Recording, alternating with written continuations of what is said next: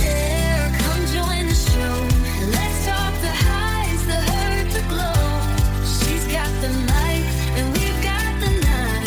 Let's live out loud, let's get it right. Hello, everybody, and welcome back to another episode of the Talks Drop. My name is Maggie McIntyre, and I'm your host. And today we are so excited to have our social media guru, entrepreneur, wife, friend, chicken mama, and my friend, Anna Erdos, to the show. So please welcome our wonderful guest here, and thanks so much for dropping in. Let's get to it. How are you? And welcome. Welcome, intro. actually. Was it done? Was it done okay? Yeah. Oh my gosh. I'm like nervous now. Don't be nervous. And I should say, welcome to part one of our two-part interview with Anna Erdos, because this will be a two-part interview. Oh, it's giving vial files. What is that? It's like Remember, I'm like 20 years older than you. I don't always the understand. Podcast, he gets like everyone who has controversy going on right now, and they sit down with him and they tell a story. It's like 3 parts. Really? The Mormon housewife, Jessie, just did one with her husband. And yeah, the first one dropped this week. Oh, I'm sure. Well, you guys are they're going to outrank us. No. No? I got fresh bangs for this. Oh my gosh. I've got so much stuff, but I can't talk about it on camera. It's just a little too fresh. It's a little too new. So let's dive in. One of the things that's always been, I think, really sweet about you and your story when we talk is your marriage, your husband, Peter. You've often described him as your best friend, sort of, I guess, just your biggest supporter, your biggest fan.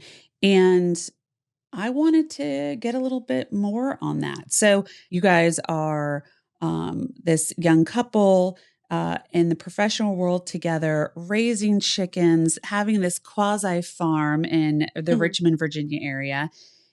You're a multiple business owner. You're not just the owner of Off the Coast Creative, her marketing business. But what does a typical day look like in your household? Chaos. Yeah, that's what I would expect. I mean, most of the chaos is caused by me. I will say that. Peter is a very gentle soul. Of course, we have like issues as any couple would. But we are big over communicators with each other. I'm more of an external processor and he's more of an internal processor. So I've had to get used to that a lot. So he needs 3 business days to process something. Yeah. I'm like, no, we need 5 minutes. Right. Think faster, Peter. Apologize faster. So I will say, we've learned to appreciate the balance that each of us bring to the relationship. So even though I cause a little more chaos, he is very gentle and brings order to our chaos, which is really nice. So Peter is now in the office 4 days a week. I actually have an office now, which is really nice. So we both are actually working out of the house, which is for the first time in forever. Yeah. We were working remote together. Was that problematic at all? Yes. How so? Thank you for being honest. For sure. Oh, I mean, absolutely. It was fun for like the first 5 minutes. I mean, you have to think when we started working remote together, there was always an element of in office for me, whether it's working when I was working full time, I was going to the office a couple times a week, or when I didn't have an office, I would go to the local cup, which is in Mechanicsville. It's like my favorite office away from home. But you get closer, and we started in an apartment. So our dining room in our 700 square foot apartment was our office. So his desk is right next to mine. And there's just a lot of, I saw more of his work. He saw more of mine. And it just wasn't what you normally see in a marriage. Like, I'm not seeing Peter react to his coworker's message and I tend to like be like, well, maybe you should word it like this, or, I'm like, no, but I should stay in my office, my job. Yeah. Let me stay in my corner of the dining room table. So literally, we think we saw too much. And I think that he needs to have his time away from the house and he needs to focus on his work. And there's just things I don't need to know about his work. Right. And vice versa too. So, just a little mystery there too. A little mystery. And like we need to miss each other as well. I think we saw each other all the time, which again, we moved in with each other for the first time. You're excited, you're working remote. But over time, it just becomes one of those things where it's like, maybe this is not actually healthy for our relationship. Right. And we need some space. Did you get to that point where it's like, if you clear your throat one more friggin' time, I'm going to throw this book at your head. Yeah, that was Yeah. me. Yeah. Again, Peter doesn't complain. He is, I mean, he'll bring something up in a very gentle way. Again, I'm the more extroverted, Mm-hmm. external processor. If something bothers me, I'm going to say it right away. Right. Or it shows on my face and he can read my face really well. It's hard for me to imagine you ticked off. 'Cause you're always I know Well, you have spicy.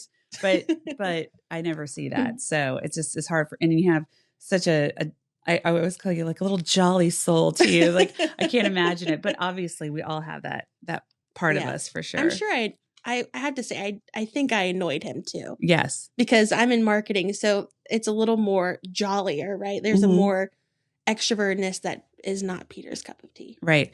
Well, and not to mention too, when you're there and you're putting on like your persona up front, he's like, listen to her. Just a minute ago, she was yelling at me and now she's all happy about life.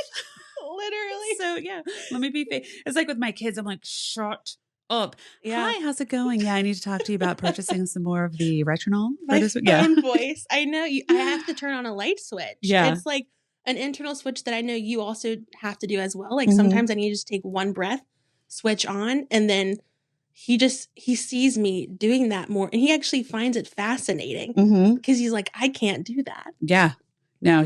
But that's, I think with the, having that emotional intelligence, you're able to feel the feels, but kind of switch them off and move into that other position, even because it's temporary. If you need to come back to that feeling, you will. But yeah.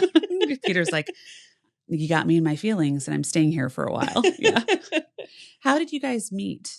On Hinge. Ooh. The app that's meant to be deleted. Yes. During COVID, actually. That's not the first Hinge story I've heard for sure. And I don't think it's the first Hinge story COVID that I've heard either. Oh, for sure. I mean, I never used the apps.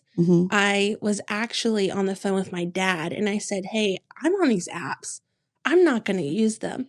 So I was on the phone with my dad and I went to the app to go delete it. And then I saw Peter's message. Oh my gosh. That had been there for 2 weeks. But it's such a butterfly effect because we should reiterate, Peter is a gentle man. He's a gentle man. Hall of Hercules. Yes. If you know, you know. Yes. He is Hall of Hercules, gentle man. And he waited 2 whole weeks sitting in that inbox. Well, here's the thing. If Peter was here, he'd be like, I didn't even notice. Yeah. Because Peter was using those apps and had been on quite a few dates. Keep in mind, Peter's my first boyfriend, first date I've ever been on. And so our stories are very different with how we utilize the apps. And so what happened was we were out of each other's radiuses. So the only way that I would be in his radius, which he was in Yorktown. Okay. I'm from Virginia Beach, which is in that radius. So I went home to visit my dad, and I guess Peter was on the app at the time that I was visiting. And that's when he had swiped on Social Anna's page.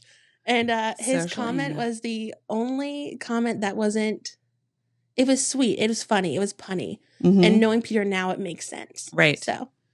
Perfect. So yes, we also know Anna is social Anna. Social anal if you're dirty. So that's a whole nother conversation. It's a whole nother conversation. Yeah. Don't read too much into that. That's just me being gross. So you guys met on the questions I'll get after this. I know. What does that mean? My dad. Gosh, your dad. I was like, your dad. Brian. I haven't met. Don't worry. I have not met Brian yet, but I feel like I should. I feel like we need to have a talk. So tell us a little, speaking of Brian, let's talk a little bit about Brian. Yeah. So stepping away from current life, getting back to social Anna as a child. You grew up in a home, quite honestly, that, as we've talked, had a lot of instability. Your mother had mental illness or has mental illness. Your dad was serving our country away for long periods of time at sea. That's Brian. And there's a lot of hardship that followed you throughout your childhood. How do you think that shaped you? And how do you think that was, or do you feel that was a sort of not a grounding, but a motivation for becoming your own boss? Yeah. and starting your own businesses. Tell us, I guess, how that played into things, or if you just take us back a little bit to your childhood first and then how that played into it. Yeah. So my parents divorced when I believe it was 3 or 4. I can't remember. My dad could probably tell you the date, time. He's really like that. So my parents divorced when I was really young. I don't have many memories of them together, and the ones I do aren't favorable. Fair enough. So my mom had custody of us because my dad spent essentially the first 15 years of my life out to sea. Wow. Right. So he would, and not that I didn't have a relationship with him or didn't see him, but I really didn't start to have a relationship with my dad until I was 15 when he got custody of us. Right. So I was with him all the time. So when my parents divorced, he would see us every other weekend, I believe. I don't remember the arrangement, but I don't think it was to where my mom was like, no, you can't see them. My mom was happy to kind of hand us off to some degree. So my parents divorced and my mom got remarried to my stepdad, Mike. And honestly, Mike was the saving grace looking back at everything because my mom struggled with so much and still to this day struggles with a lot of mental health. It was, again, I'm removed a couple of years. I don't really have a relationship with my mom right now. So I hope she's doing better. But growing up, her mental health definitely got in the way of being the parent she probably wanted to be for herself. She honestly relied on a lot of different unhealthy coping mechanisms that got in the way of her being the mom that she probably wanted, the mom that I really wanted and would hope to be for my daughter one day. Right. And so even though there's a lot of negativity that happened there, I remember seeing the struggle. I had to grow up really fast. I was a part of financial conversations. There are things to this day that my dad's still finding out about because my dad was out to sea. We moved around a lot. And sometimes my dad never got to see the place we lived in because he was out to sea. We moved to North Carolina and back within like 8 months. Right. And my dad was like, I didn't even know you left. You're like, I threw a message in a bottle to you, Brian. Why didn't you get it? Yeah. And I have to say, this is the first time I'm really talking about a lot of these things on camera, let alone with another person. And it's so hard to have a story be so cohesive from beginning to end. But essentially throughout my childhood, I just remember being a part of a lot of grown-up experiences and conversations. Right. I didn't really feel like I had parental support. I felt like I had to almost create that for myself. My mom was married to my stepdad, Mike, like I said. And honestly, looking back, he was that parent that my dad is so thankful was around. What is it that is Mike still in your life? No, unfortunately. And not even there was no decision. There was no like yes or no, we're no longer speaking. It was honestly after my parents divorced, my dad made a lot of effort into making sure that we saw him because he was so important. And my dad got along really well with my stepdad, which is really funny. Right. And he loved him. So we would go to dinner here and there, but over time it just kind of phased out. And I can imagine Mike not really having his own kids and seeing us go. I remember seeing him cry for one of the first times ever when I witnessed my mom essentially kicking him out of the house. And I remember looking at him through our bathroom window. It's so like Hallmark, or not even Hallmark, like Lifetime. Yes. And my little brother are just crying to him outside this window, and he's crying back to us. And that was like one of the last times that I remember seeing him in that stepdad role. And I do wish that we still had a relationship. And honestly, if I reached out today, he probably would be like, yeah, let's go get dinner. But I think it's probably hard for him to not have kids and then us be a kind of a reminder of what my mom did. I think too that in those situations, being that I'm a stepmom or have been a stepmom and then divorced, that sometimes, like you said, especially when you, as that step parent, you're not left with the custody of the kid. Right. I think there's an element of self-protection. And sometimes too, I think it's like you need to have that time apart to regroup and re-identify and actually like recreate the relationship. Because my stepdaughters now, it's like I need having some space and being apart. I could see them again and be in a different role with them and be maybe just like almost like an aunt or something like that to them, or just a friend of some kind, because it needs to be it's very unique and very different, but it needs to be, the relationship needs to be identified differently. Mhm. And the best way to do that, I think, is to have a little bit of that space if possible. So I think if that's something that you want, like you said, he would fire it back up. And I think it's just, when the timing's right, when you feel like that could work out.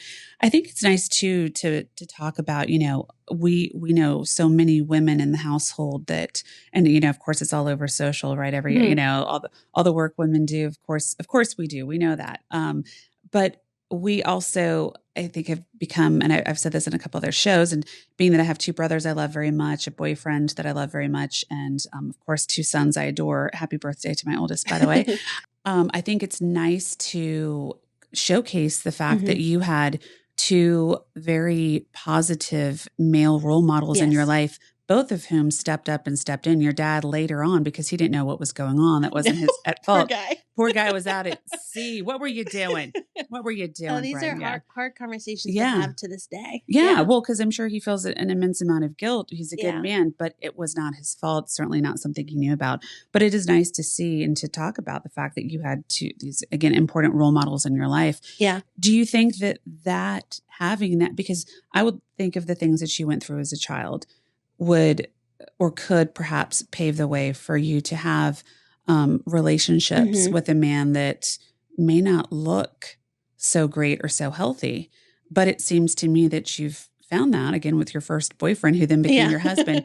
Do you think that it's those relationships, even though your mom's relationship with you wasn't great, do you think it's having Mike and the relationship you had with him and with your father that helped you find someone like Peter? Yeah, absolutely. I think that the one thing, I think Mike hid a lot from my little brother and I, especially, that we saw once they got divorced, because he was no longer there to hide it. Right. Right. So I see now, at that time I didn't understand. I didn't appreciate it. Being an adult now and being in a marriage and wanting kids, I can see the appreciation that I have for what he did for us. And so he provided a sense of protectiveness that I didn't quite understand until I, lived with my dad full time. And then when I met Peter. So I think that they helped pave a way of what it looks like for a man to just be a man, maybe not the best partner, right. But I think that they did, looking back on it, the best they could under the circumstances that they had with my mom. Right. Do you think on the flip side of that, because your relationship, like your closest female relationship with your mom was so, I guess, again, the word toxic, if you will, or unhealthy, all the things. Do you find that having female friends or female relationships with you, have those been difficult over the years? Have you chosen friends that have been female friends that maybe have mistreated you, if you will, or something along those lines? I have a hard time with relationships in general. Okay. And even with men too, right? And it's not even, with more so relationships in general, women especially, yes. Just because I didn't have the model figure of what it was like to be a woman. I actually was really late to learning a lot about what it meant to be a woman. I'm glad I could step in and provide that for you. No, but seriously though, I have to, because through social media and supporting women in so many different industries, I've actually learned a lot about being a woman through my clients who are doing med spa services. I've learned so much about skincare, and honestly, just from you personally too, just our conversations that aren't recorded. Yes. Yes. Maybe one day. That's Talks Drop After Dark. Yes. That's our vile files. So there's a lot of times that I tend to lean towards what I saw was modeled. So every day I'm very intentional with how I show up for my relationships and clients and team members and Peter. But some days it is so hard because I saw through her mental health illnesses a lot of the power of manipulation.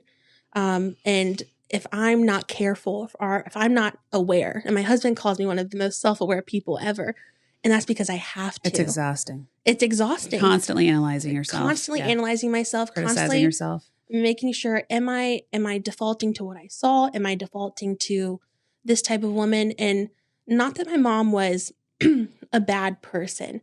I think my mom did the best that she could under the circumstances that she was in. She was a sick person. Yeah. And it doesn't excuse it, but Yeah. there was an illness certainly Sure. that contributed to it. And my mom doesn't have good relationships with women, which made it really hard for her to have relationships with her daughters. So me being the youngest, I felt as if I was treated differently than my brothers. And I, to this day, am starting to process a lot of those things that I didn't. And as I'm processing, I'm talking to my dad, I'm talking to my husband. He's like, yeah, that's not normal. Right. Yeah. And so it's really nice to have someone. Peter comes from a very different background. So it's nice to have someone kind of check me or, say, that's not normal. Or, this is not how that's kind of done, or consider on average how it's done. Right. It doesn't have to be exact, but there's a little bit of like, as weird as this sounds, so don't, audience don't take this in a weird way, but I feel like sometimes even within a marriage, so careful with how I say this, but there can be sometimes a little bit of reparenting. Oh, for sure. And it's not because we're the baby and they're the parent, but parenting is, we know as parents of adult children that parenting is all kinds of leadership, shepherding, whatever you want to call it. But I have found even like there's some stuff with Steve, my boyfriend, that he has learned a lot with me and like, oh, okay, well, this is the right way to talk and to work things out and not just shut down. But I've learned almost like a reparenting too, because I had the opposite with the father that was MIA and not so kind a lot of the time. So it's interesting. You get into these, what's your next closest relationship? It's going to be your marriage or your, intimate relationships. And so I feel like there's without it being too, we don't want to get too Freudian on it, but there is a little bit of like a reparenting. Peter would love that. He loves talking about that stuff. Oh my gosh. So, but you've got a safe person to have that with, which is great. Absolutely. Yeah. And honestly, my mom, though, there was so much negativity, and I wish that I do wish it was different. A part of me is just so thankful for how it turned out. And though the impact from her may have been a little bit more on the negative side, it actually helped my life in the most positive way possible. So I am thankful to her for that. Right. Yeah. I mean, again, you can have great things come from bad situations and learn a whole lot of different things from those situations.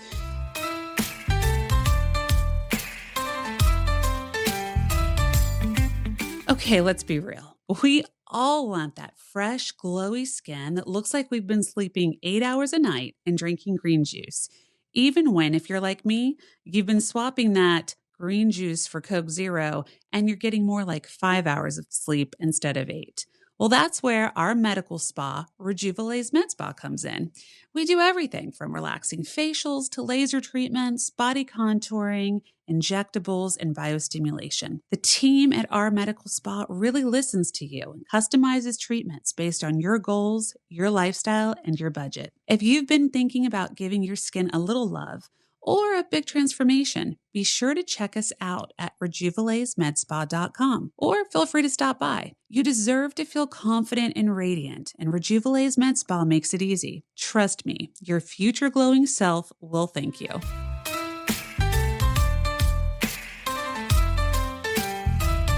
So you talked about some days, can be rougher for you than others.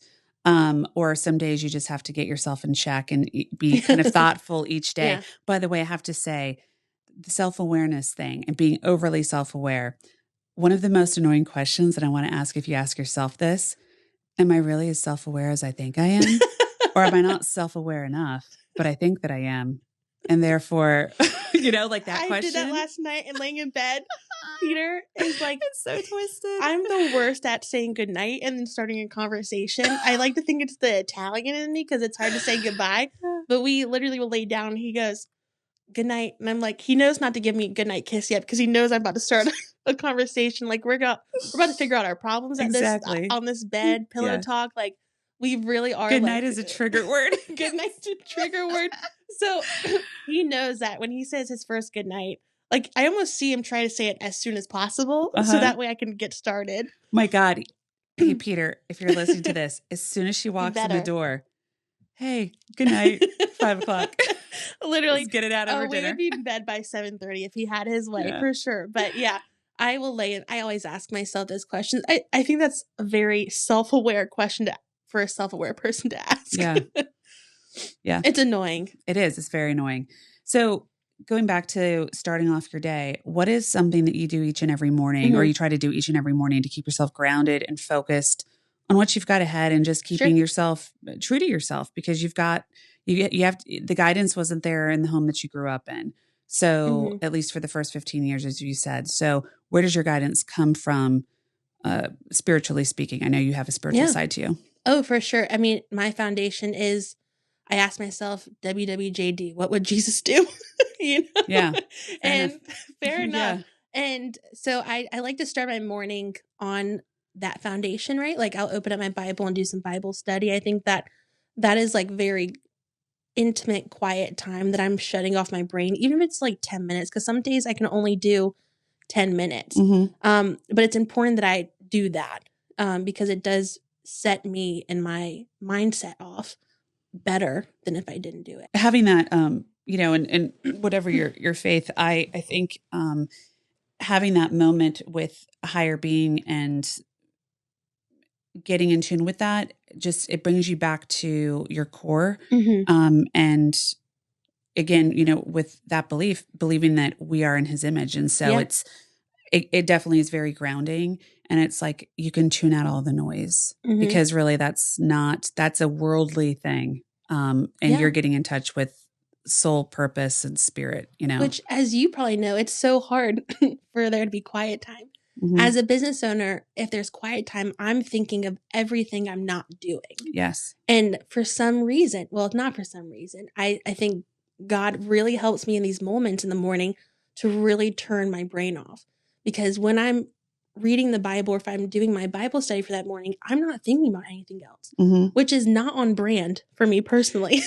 Well, I think that shows, you can go to church as well, but I think that truly is your individual time because I think church is beautiful and important too. Again, if this is your faith, your belief, but that quiet time in the morning is just you and him. Right. At church, I'm wondering, I've been terrible about going for the last several years. But I used to go every Sunday religiously, so to speak. And I would just be like, I wonder how they got their set list. God, I love the graphics on this handout, Oh, I think about my church. The uplighting's fantastic today. No, and it's funny because I'm like looking at the social media people. I'm like looking at the cameramen and I'm just seeing everything that they're doing. And I admire the graphics and I'm like nudging Peter. I'm like, look at that. And he's like, dude, pay attention to the pastor. Yes. And I can't help myself. I'm like always looking at fonts. So yes. no. Yes. So you're looking at the behind the scenes, which, probably a good metaphor. Maybe you need to be like focusing on the main act, so. Oh, that's love that. Yeah. Put it on a t-shirt. The Maggie, the tux dropped. What is that list? Weren't you keeping a list of Maggieisms or something? My notes, because we've been working together almost 2 years now. I had like crazy. Maggieisms. Oh gosh. We should just do an episode on that. No, we should. Just we'll burn read it to the ground. People's ears will be bleeding. So we're going to be wrapping up part 1 here in just a minute. But I want to wrap it up with going into the beginning of entrepreneurship and how your early beginnings, you think, shaped that. So we talked a little bit about relationships, friendships, and otherwise. How did growing up in a chaotic environment, an unstable environment, how do you think that really built you into an entrepreneur? I believe that it did in a lot of ways. Why? How so? Every part about being an entrepreneur and how I am as an entrepreneur really has stemmed from my childhood. And I work every day as if my bills aren't being paid, and that's just because there was a time in my life where bills weren't being paid. Right. I was as a kid worrying about, hey, where is this money coming from? Or, the lights being turned off or not having gas, or my mom's taking us to the food bank. Like we relied heavily on food bank and churches for our food.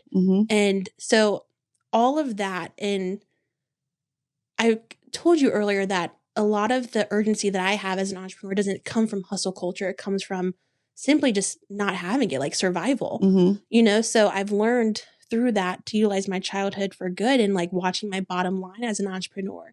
Am I spending too much money? do I have enough margin? How am I treating people? Well, I told you, you're not taking enough tax deductions. Oh, I've learned a lot. Yeah. I was like, Anna, are you kidding me? Yeah. Your phone, you do everything Oh. on it. My God, get a new phone. And it's part of, I need another one. it's a write-off. It's a write-off, people. It's a write-off. And let me tell you something too. I actually had personally, so when we got married and we can join our bank accounts, but also when my business, my mom, her last husband, this sounds so bad. There's no good way to say this. It's okay. My mom's fourth husband, okay? He was an entrepreneur as well. So he told me, he's like, you need to spend your money. I had such a problem spending money because I had it and I wanted to hold on to it. Or I wanted to hold on to it as much as possible. And he was like, you have to spend your money or you're going to pay a lot more money. Right. Isn't later. that horrible? It's terrible. There's an element of it. So it's like, yeah, if you have a rough year, crap. But if you have a good year, you do have to spend some of it because it's either going to taxes, they're going to just take it, or so you learn to spend it on something that's going to invest or grow the business. So, it will feed that, you go and buy a bunch of junk with it. That's a problem. But no, and you have to spend it to an extent. Yeah. Yeah. And I feel like a lot of things that I learned going through my childhood, like I didn't have the best solid foundation going into adulthood. I applied to my college loans and my credit score was terrible and it wasn't done by me. It was like the crappiest credit score that I could have possibly seen as an adult who didn't have any partake in that. Right. It looks like they had fun. But but unfortunately I spent my college years, I worked three jobs to get myself through school. I spent 7 years trying to work with credit bureaus to get this stuff expunged from my credit score. So my college experience in adulthood, my 20s as far, has not been what someone sees on TikTok as their 20s. Yes. And I'm okay with that. I think it's, again, turned me into who I am today. You were born a 20-year-old. Yeah, I was born a 20-year-old. Yes. Yeah. I'm 45 now. Right, point. You are. Oh, that's why we get along so well. I always got along with. It's funny, when I was younger and in school and in college, I always had great relationships with teachers or the young 20-year-olds that worked in the schools. And so I've always felt misaligned from the grade I was in or the people I was surrounded by. And it's always been kind of lonely. So I just had to be self-sufficient. And I think that with being an entrepreneur, at least, until you get to a point, I think as long as you have small business, certainly when it comes to, when it gets bigger and then you have whole ass departments managing things for you instead of you being those departments, there's a level of chaos that, it's followed me for almost 20 years. And I'm like, when's it going to not be chaotic? I don't think it ever ends. But I think that there's also maybe a comfort in that for you, so that you've been able to find a relationship and a home life that is your respite and your peace. Right. But that there's also a level of chaos that's comfortable to you because it's what you grew up with. I think it's great though that you've been able to channel it in a healthy way, and it could have went south. It could have really been bad. It could have been real bad. Related to what it could have looked like. Yes. Yeah. And so, with that, I think when there's pain and hardship, it can also lead to creativity. So thank you guys so much for being here, listening and supporting the Talk Strap. And of course, our wonderful guest, Anna, will be back with part 2 to hear a little bit more about the chickens and where she's going in business and in life and what's next for her next week. So be sure to tune in and join us for that. Thanks again.